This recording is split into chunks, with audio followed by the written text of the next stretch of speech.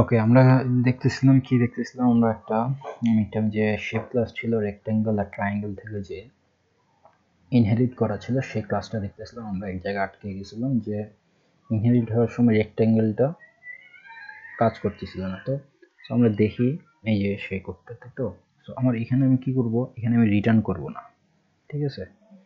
So এখানে আমি যা করতে পারি সেটা হচ্ছে আমার রিটার্ন করা লাগবে না। সো আর এখানে আমার ডাবল দেওয়ার প্রয়োজন নাই।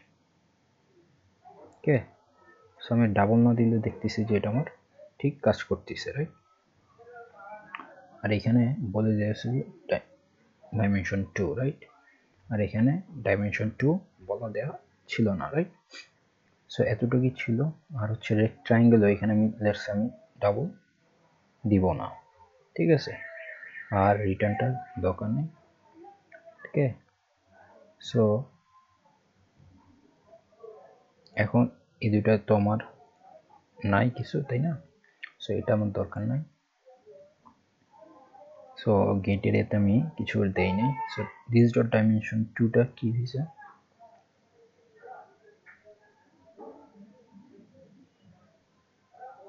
এখানে তো ডাইমেনশন 2 হবে না,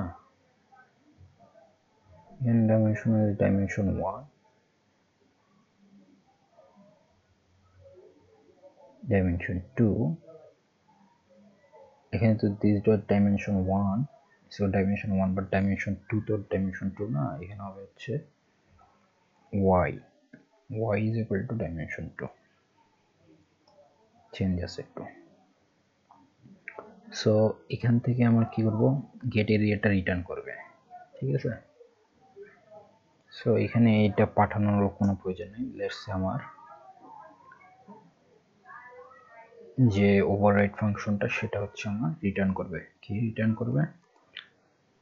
করবে হচ্ছে ট্রায়াঙ্গেলের, যেহেতু এটা, সো ট্রায়াঙ্গেলের হচ্ছে 0.5 ইন্টু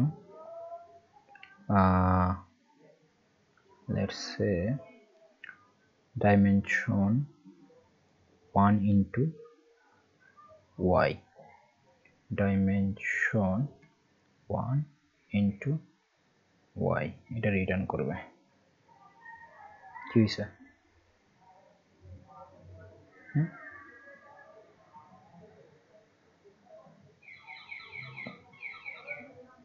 ভয়েড থাকবে না, তাই তো।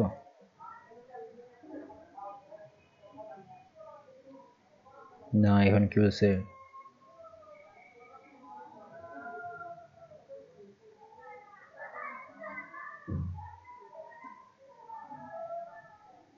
override void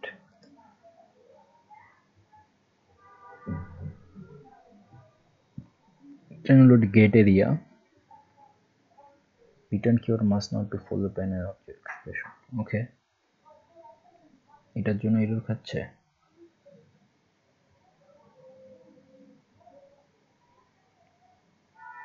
আচ্ছা, এটা হচ্ছে আমার ডাবল টাইপের, সো এটা আমার একটা ডাবল রিটার্ন করবে। সো এটা এখানে আমরা বলে দিতে হবে যে এটা কি টাইপের রিটার্ন করতেছে, তাই তো। সো ওভাররাইড ভয়েড ডাবল, এবার ঠিক আছে, রাইট। সো কি হয়েছে, হ্যাঁ, তো ডাবলটা কি এখানে হবে না, system dot double represent double precision invalid token double in class structure inference আছে। সেটা আমার ডাবলটা এখানে দেই।